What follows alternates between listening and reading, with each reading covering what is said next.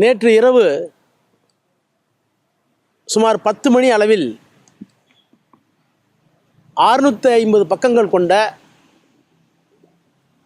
நாடாளுமன்ற கூட்டுக்குழுவுடைய வக்ஃப் வாரியம் குறித்த நாடாளுமன்ற கூட்டுக்குழுவினுடைய வரைவு அறிக்கையை நாங்கள் கொடுத்த எந்த திருத்தங்களையும் ஏற்றுக்கொள்ளாமல் அவர்கள் தயாரித்த அந்த அறிக்கையை நேற்று இரவு 10 மணிக்கு எங்களிடத்தில் வழங்கினார்கள். 650 பக்கம் இருக்குது. எங்களுக்கு கிட்ட கட்டளை என்னவென்றால் 10 மணிக்கு கொடுத்துட்டு நாளைக்கு காலையில் 10 மணிக்கு இதை அடாப்ஷனுக்கு வைக்கிறத ஏற்றுக்கொள்வதற்காக வைக்கிறோம், வாக்கெடுப்புக்காக வைக்கிறோம் என்று சொல்லிவிட்டு அதற்கு எதிர்கருத்துக்களை டிசன்ட் நோட், அந்த டிசன்ட் நோட்டையும் இன்றைக்குள்ளே கொடுக்கணும், அப்போவே கொடுக்கணும். அப்புறம் நாங்கள் கேட்டுக்கிட்டதுக்காக 4 மணிக்குள்ள கொடுக்கணுங்கிறாங்க.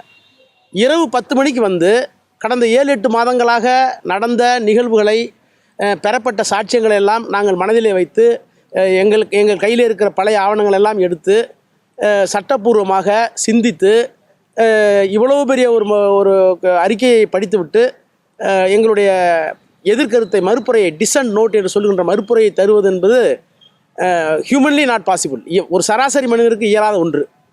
என்றாலும் கூட இந்த நாடாளுமன்ற கூட்டுக்குழுவுடைய தலைவர் திரு ஜெகதாம்பிகா பால் அவர்கள் அவருடைய மேலிடத்தினுடைய உத்தரவின்படி இப்படி தான் நடந்து கொள்வார்கள் என்று தெரிந்து நாங்களாகவே ஒரு அனுமானமாக இந்த அறிக்கை இப்படித்தான் வரும் என்று ஏற்கனவே திட்டமிட்டு ஓரளவுக்கு தயாரித்து வைத்திருந்த அந்த அறிக்கையை இரவோடு இரவாக உட்கார்ந்து அவரவர்கள் பாணியில் செப்பனிட்டு இன்றைக்கு அந்த மறுப்புரையை வழங்கியிருக்கிறோம். இந்த கடந்த 8-9 மாத காலமாக நாடாளுமன்ற கூட்டுக்குழு இந்த நாட்டில் இருக்கிற இஸ்லாமியர்கள் உரிமைகளை பறித்து அவருடைய வக்ஃப் சொத்துக்களை எடுத்து அரசாங்கம் எடுத்துக்கொள்ள வேண்டும் என்கின்ற ஒரு கெட்ட உணர்வோடு இந்த சட்டத்தை கொண்டு வந்திருக்கிறார்கள். இன்னும் குறிப்பாக சொல்ல வேண்டும் என்று சொன்னால், திரு நரசிம்மராவ் அவர்கள் பிரதமராக இருந்தபோது 1995 அதற்கு பிறகு டாக்டர் மன்மோகன் சிங் அவர்கள் பிரதமராக இருந்தபோது 2013 என்னென்ன சட்ட திருத்தங்களை இந்த வக்ஃப் வாரியத்திற்காக சேர்த்தார்களோ, கொண்டு வந்தார்களோ, செம்மைப்படுத்தினார்களோ அந்த பிரிவுகளை மட்டும் குறிவைத்து இப்போது மீண்டும் எடுத்திருக்கிறார்கள். இது ஒரு திருட்டுத்தனமான நடவடிக்கை என்று தான் நாங்கள் சொல்ல வேண்டும்.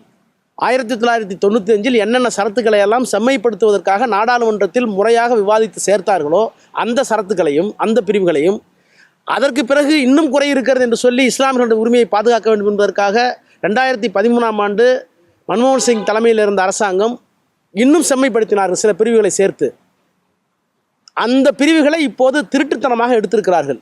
இதை நேரடியாக சொல்லணும்னா, ஏற்கனவே கொடுத்த சட்டப்பிரிவுகளெல்லாம் நாங்கள் எடுக்கிறோம்னு சொன்னாக்க ரிப்பீல்னு பேர், அதுக்கு வெளியே எடுக்கிறோம்னு சொன்னாக்க தெரிஞ்சு போகணுங்கிறதுக்காக இதை ஒரு புது சட்ட திருத்தம் என்கின்ற வடிவிலே கொண்டு வந்திருக்கிறார்கள்.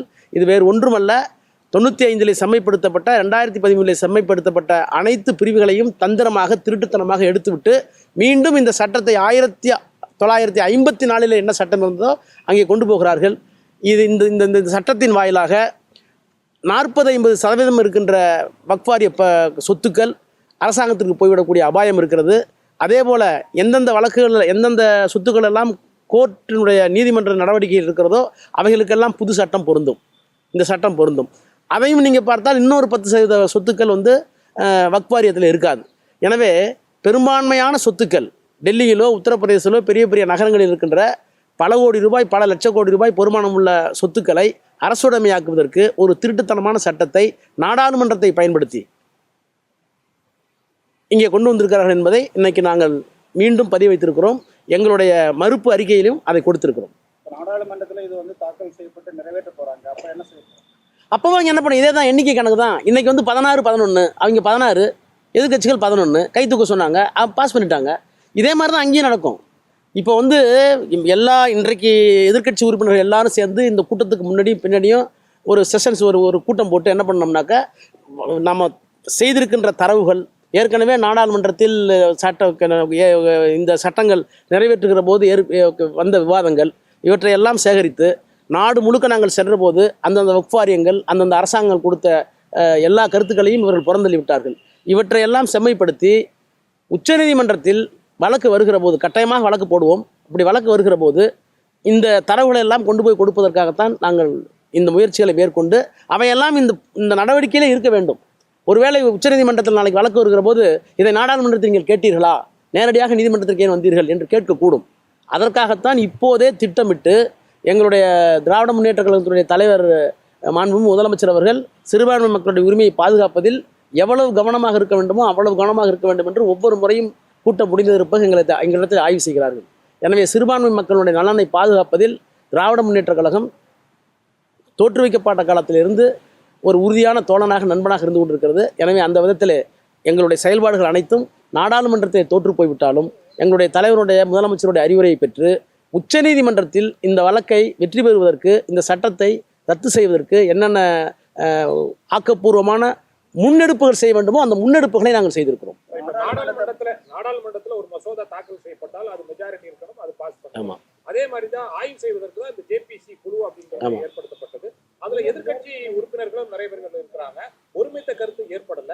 எதிர்க்கட்சிகள் எவ்வளவு பேர் இதுல எதிர்ப்பு தெரிவித்தாங்க இந்த மசோதா? இல்ல, அதுதான் இது நம்ம இதுல வெற்றி பெறாவிட்டாலும் கூட பாராளுமன்ற நடைமுறையில ஒரு சின்ன சேஃப்டி வால்வ், ஒரு பாதுகாப்பு இருக்கு நமக்கு. இந்த நாடாளுமன்ற நிலைக்குழு விவாதித்த போது உங்களுடைய மறுப்புரையை சொன்னீர்களா அப்படின்னு கேட்பாங்க. அதுக்கு ஒரு ப்ரொவிஷன் இருக்கு. அதுதான் இப்போ டிசன்ட். நாங்கள் கொடுத்த அமெண்ட்மெண்ட்டை ஏற்றுக்கல, திருத்தங்களை ஏற்றுக்கல. அதற்கு அடுத்த கட்டத்தில் ஒரு வழி இருக்குது. என்ன வழின்னா, இந்த ரிப்போர்ட்டோடய எங்களுடைய மறுப்பறிக்கை சேர்ந்து போகும். நாளைக்கு இந்த அறிக்கையையும் மறுப்பறிக்கையும் சேர்ந்து உச்சநீதிமன்றத்தில் கொண்டு வந்து கொடுக்கும்போது இவர்கள் கொடுத்த மறுப்புரையே நியாயமாக தானே இருக்குது, அதை ஏன் நீங்கள் ஏற்றுக்கல, இது அரசியல் சட்டத்துக்கு எதிரானது என்று சொல்லக்கூடிய நிலைமையை உருவாக்குவதற்கு தான் நாங்கள் இவ்வளோ வேலை பண்ணிட்டு இருக்கோம். வக்ஃப் வாரிய மசோதாவை வந்து நீங்க திருத்தம் செய்யப்பட்டதை நீங்க எதிர்க்கட்சிகள் ஏற்றுக்கல. அவங்க அதையும் ஆளுங்கட்சியினர் அவங்களும் ஏற்றுக்கல, தலைவரும் ஏற்றுக்கல. ஏற்றுக்காத இந்த பட்சத்துல நீங்க கொடுத்த அந்த திருத்தங்கள் எவ்வாறு நாடாளுமன்றத்தில் வைக்கப்படும் போது ஏற்றுக்கொள்ளப்படும்? இல்லை, நாடாளுமன்றத்தில் நிச்சயமாக ஏற்றுக்க மாட்டாங்க. ஏன்னா அவங்களும் திரும்ப மெஜாரிட்டி இருக்குது. அதான் நான் சொல்ல வர்றது என்னென்னா, நாங்கள் படிப்படியாக எங்களுடைய எதிர்ப்பை சட்டப்பூர்வமாக அங்கங்கே பதிவு செஞ்சுருக்கிறோம். இப்போ கடைசியாக எல்லாத்தையும் சேர்த்து எங்களை அந்நியத்தை தள்ளிவிட்டு அவர்கள் கொண்டு வந்திருக்கிற இந்த அறிக்கை எதிர்ப்பு அறிக்கையும் இந்த சேர்ந்து தான் வரும். Report and dissent report will go together. வக்ஃப் வாரிய மசோதா உங்களை எதிர்ப்பை மீறி வந்து அவங்க அறிக்கையை வந்து தாக்கல் செய்துன்ற முடிவுல வந்துட்டாங்க. ஆமா, இதுக்கு முன்னாடி ஏற்கனவே பல மசோதாக்கள்ல வந்து நாடாளுமன்றத்தில் தாக்கல் செய்யப்பட்ட ஜேபிசி கொண்டு வந்திருப்பாங்க, கூட்டுக்குழு கொண்டு வந்திருப்பாங்க. இதே போல எதிர்க்கட்சிகளுடைய எதிர்ப்பை மீறி இது போன்ற மசோதாக்கள் நாடாளுமன்றத்துல ஆளுங்கட்சியினர் வந்து தாக்கல் செய்து நிறைவேற்றப்பட்டிருக்கிறது. உச்சநீதிமன்றத்தில் போய் அது வந்து தள்ளுபடி செய்யப்பட்டிருக்கு. இருக்கு இப்போ உடனே சொல்ல முடியாது, இருக்கு. அதான் நான் பார்த்துட்டோம். அதாவது நாடாளுமன்றத்தில் வந்து புரூட்டல் மெஜாரிட்டி இருக்கிற காரணத்திலே ஒரு சட்டம் நிறைவேற்றி பெற்றுவிட்டால் அந்த சட்டம் வந்து உச்சநீதிமன்றத்தால் ஏற்றுக்கணும்னு அவசியம் இல்லை. A act passed by the parliament can be struck down by the Supreme Court on the basis of the constitutional validity. அரசியல் சட்டத்துக்கு முரணாக இருக்கிறது அப்படின்னு அவங்க தள்ளுபடி பண்ணலாம். அதை நோக்கி போயிட்டு இருக்கும். எதிர்க்கட்சிகளுடைய எதிர்ப்பை மீறி ஏற்கனவே இந்த கூட்டுக்குழு அறிக்கை தாக்கல் செய்தது பாஜகவினுடைய ஆட்சி காலத்துல அல்லது அதற்கு முன்னாடி காங்கிரஸ் ஆட்சி காலத்துல? இல்லை சார், இது வந்து நம்ம காங்கிரஸா பிஜேபின்னு போக வேண்டியதில்லை. இதற்கு முன்னாடியே நேர்வுகள் இருக்கின்றன. நாடாளுமன்றத்தால் நிறைவேற்றப்பட்ட சட்டங்களை உச்சநீதிமன்றம் ஒப்புக்கொள்ளாமல் தள்ளுபடி செய்த நேர்வுகள் நிறைய இருக்கிறது. அது மாதிரி இதை நாங்கள் நம்புகிறோம். அரசியல் சட்டத்துக்கு எதிரானது. அரசியல் சட்டத்தில், அதாவது அரசியல் சட்ட நிர்ணய சபையிலேயே இஸ்லாமியர்களுக்கு, மைனாரிட்டிக்கு, கிறிஸ்தவர்களுக்கு, சிறுபான்மை மக்களுக்குன்னு ஒரு சப் கமிட்டி அமைச்சாங்க. அந்த சப் கமிட்டிக்கு தலைவரே வந்து சர்தார் வல்லபாய் பட்டேல் தான். அந்த வல்லபாய் பட்டேல் என்ன பேசியிருக்காரு, என்ன சொல்லியிருக்காரு அப்படிங்கிறதெல்லாம் எங்களுக்கு தெரியும், எங்களுக்கு கொடுத்துருக்கோம். அதில் அதையெல்லாம் இந்த நாடாளுமன்றம் கவனிக்கலை. அப்போ அரசியல் சட்டத்தை உருவாக்கியவர்கள் இந்த நாட்டில் சிறுபான்மை மக்களுக்கு என்னென்னலாம் உரிமைகள் கொடுக்கப்பட வேண்டும், எப்படி அவர்கள் பத்திரப்படுத்த வேண்டும் என்று எண்ணினார்களோ அவர்களுக்கு எதிராக இந்த நாடாளுமன்றத்திலே சட்டத்தை நிறைவேற்றிருக்கிறார்கள். எனவே நீங்கள் தள்ளுபடி போயின்னு சொல்லுவோம். நாங்கள் ஏப்ரல் 4ஆம் தேதி வரைக்கும் இந்த ஜேபிசியுடைய காலம் இருக்கு அப்படின்றது போன வாட்டி நீங்க சொன்னீங்க. ஆமாம், நாடாளுமன்றம் நாளைக்கு கூட இருக்கிறது. தேர்தல் டெல்லியில வந்து தேர்தல் 5ஆம் தேதி நடைபெற இருக்கு. நாளைக்கு நாடாளுமன்றம் கூட இருக்கின்ற நிலையில அதற்கு முந்தின நாளே அறிக்கை வச்சிருக்காங்க.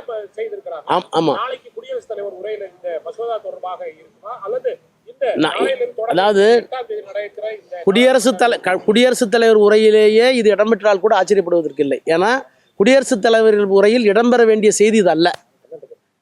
ஆனால் இதை சொன்னால்தான் பெரும்பான்மை மக்களுடைய ஓட்டுகளை போலரைஸ் பண்ண முடியும், ஒருங்கிணைக்க முடியும் என்று அவர்கள் எண்ணக்கூடிய அளவுக்கு கெட்ட எண்ணத்தோடு இருப்பார்கள். எனவே அவர்கள் அதிலேயும் சொல்லலாம் அல்லது பிரச்சாரத்திலே சொல்லலாம். ஏதோ ஒரு காரணத்திற்காக தான் ஏப்ரல் 4 வரை தேதி இருந்தும் அவர்கள் இவ்வளவு அவசர கதியில் இரவோடு இரவாக, நேற்று 10 மணிக்கு வருது 6 பக்கம், இன்னைக்கு காலைல 10 மணிக்கு டிசன் நோட் கேட்குறாங்க. நாங்கள் வேண்டுமென்ற, இன்னும் சொல்ல போனால் வேம்புக்காக தான், நீங்கள் பண்ணுற அயோக்கியத்தனம் எங்களுக்கு தெரியும் அப்படிங்கிறதுக்காக தான் நாங்கள் வந்து டிசன் நோட்டோடய போனோம். எல்லாரும் எதிர்பார்க்கப்பட்டது ஏப்ரல் 4ஆம் தேதி வரை இருக்கிறதால நாடாளுமன்ற பட்ஜெட் கூட்டத்தொடர்ல நீ- இரண்டாவது அமர்வுல தாக்கல் செய்யப்படும். விதிப்படியே ஒரு டிராஃப்ட் கொடுத்தா குறைந்தபட்சம் 7 நாள் 5 நாள் படிச்சுட்டு உங்களோட டிசிஷன் நோட் கொடுங்கன்னு சொல்லணும். ஏன்னா எல்லாரும் வழக்கறிஞர், இப்போ நான் வழக்கறிஞர், அப்துல்லா வழக்கறிஞர் இல்லை, கல்யாண் பானர்ஜி வழக்கறிஞர், பட் அதுக்காக வந்து டாக்டர் நசீர் வந்து வழக்கறிஞர் இல்லை. இப்போ எல்லாரும் ஒரு லீகல் கன்சல்டேஷன் வேணும்னா அதுக்கு என்ன டைம்? ராத்திரி 10 மணிக்கு கொடுத்தீங்க, காலையில் 10 மணி டிசிஷன் நோட் கொடுனா நாங்கள் எல்லாம் நாடாளுமன்றத்தில் இருக்கிற அத்தனை பேர் சீனியர் கவுன்சிலா? அப்போ அது என்ன தெரியுது? இந்த வேகத்துக்கும் அதிவேகத்துக்கும் திருட்டுத்தனத்துக்கும் என்ன காரணம்? ஏதோ ஒரு காரணத்துக்கு தான் பண்ணுறாங்க. அது வந்து டெல்லி சட்டமன்றத்துக்கு கூட இருக்கலாம். இப்ப நிறைய ஜேபிசிகள் இது போல வந்து உருவாக்கி இருக்கிறாங்க. அவங்க அறிக்கை தாக்கல் பண்ணிருக்காங்க. அதுக்குன்னு ஒரு காலக்கெடு கொடுத்திருப்பாங்க. நீங்க போன வாட்டி சொன்னீங்க 4ஆம் தேதி வரைக்கும் இருக்கு. டிசம்பர்ல தான் இந்த கூட்டுக்குழு அமைக்கப்பட்டது. குறுகிய காலத்துல இதுக்கு முன்னாடி ஏதாவது ஜேபிசில இது போன இதுவரை never in the history of parliament history, never in the history of parliament a draft 650 பக்கத்தை கொண்டு வந்து ராத்திரி 10 மணி கொடுத்து காலையில் கொடுக்கறது இது வரைக்கும் இல்லை. எந்த அதாவது நாடாளுமன்ற ஜனநாயகத்தை ஏற்றுக்கொண்ட எந்த நாட்டிலும் இந்த ஆய்வு நடந்திருக்காரு. நான் கேட்கறது, இந்த குறுகிய காலத்துல ஒரு நாடாளுமன்ற கூட்டுக்குழு அவசரமாக இந்த அறிக்கை தாக்கல் செய்து தயார் செய்து தாக்கல் செய்து இதுதான் முதல் முறையா? இல்ல இதுதான் முதல் முறை. எவ்வளவு நாளால இந்த கூட்டுக்குழு கூட்டுக்குழுடைய அறிக்கை வந்து குறைந்தபட்சம் ஓராண்டு 1.5 ஆண்டு 2 வருஷத்துக்கு போகும். ஆனால் இவங்க வந்து வாரம் ஒன்று வச்சு, வாரம் 2 நாள் வச்சு, 3 நாள் வச்சு, எல்லா மாநிலங்களும் சுற்றுப்பயணத்தை வச்சு வேண்டுமென்றே வந்து அதிக உறுப்பினர் வந்துடக்கூடாதுங்கிறது கவனமாக இருந்து இது எல்லா விதத்திலையுமே இது வந்து ஒரு திருட்டுத்தனம் தான் சொல்லணும். எதிர்கட்சி எம்பிகளுடைய கருத்துக்களை கேட்காட்டாலும் மற்ற மக்களுடைய கருத்துக்கள் இந்த கூட்டுக்குழுவில் கேட்கப்பட்டதா இல்லையா சார்? 95% நான் ஏற்கனவே உங்கள்கிட்ட சொல்லியிருக்கேன், ஸ்பீக்கருக்கு எழுதியிருக்கோம், 95% எதிர்கருத்துக்கள் தான் எல்லா மாநிலத்திலையும் வந்தது. வெறும் 5% தான் அது கூட ஆர்எஸ்எஸ் போதிக்கப்பட்ட இந்து அமைப்புகள் என்று சொல்லப்பட்ட சில பேர் உச்சநீதிமன்றத்தினுடைய வழக்கறிஞர்களையும் கொண்டு வந்தார்கள். உதாரணமாக குஜராத்தில் மகாராஷ்டிராவில் நடக்கும்போது உச்சநீதிமன்ற நீதிபதிகளை கொண்டு வந்து இந்த சட்டத்திலே தவறுகிறது என்று சொன்னார்கள். நாங்கள் நேரடியாக கேட்டோம், அவர்களால் பதில் சொல்ல முடியுதா? உண்மை. நாங்கள் கேட்ட கேள்விகளுக்கு அவர்கள் கொண்டு வந்தார்கள் அல்லவா இந்த சட்டத்தை எதிர்த்து உச்சநீதிமன்ற வழக்கறிஞர்கள், உயர்நீதிமன்ற வழக்கறிஞர்கள், அவர்களால் எந்த பதிலும் சொல்ல முடியல. இது சேர்மனுக்கு தெரியும், எல்லாம் ப்ரொசீஜர்ஸில் இருக்குது. ஒட்டுமொத்தமாக மெஜாரிட்டி வந்து எதிர்ப்பு தெரிவித்திருக்க பிறகும் பாஜக அரசு இந்த மாதிரி செய்வதற்கு இந்த அவசரமாக இந்த மசோதா கூட்டுக்குழுவினுடைய அறிக்கை தாக்கல் செய்து சிறுபான்மை மக்களை நசுக்கணும். சிறுபான்மை மக்களை, தலித் மக்களை, பிற்படுத்தப்பட்ட மக்களை 2ஆம் தர குடிமக்களாக ஆக்கிவிட்டு இது வந்து ஒரு இந்து நாடுன்னு அறிவிக்கணும், அல்லது வந்து இந்துத்துவா உள்ள சக்தி உள்ள ஒரு அரசாக அமைய வேண்டும் என்று விரும்புகிறார்கள். அடுத்த கட்டமாக இப்போ அறிக்கை தாக்கல் செய்து நாடாளுமன்றத்தில் மசோதா நிறைவேற்றப்பட்டதுக்கு பிறகுதானே நீங்க சுப்ரீம் கோர்ட் முன்னாடியே போறது இல்லை? அதுக்கு பிறகுதான் இந்த மசோதாவே தப்புன்னு சில வழக்குகள்லாம் இருக்குது, அதையும் கிளப் பண்ணி தான் நடத்தணும்.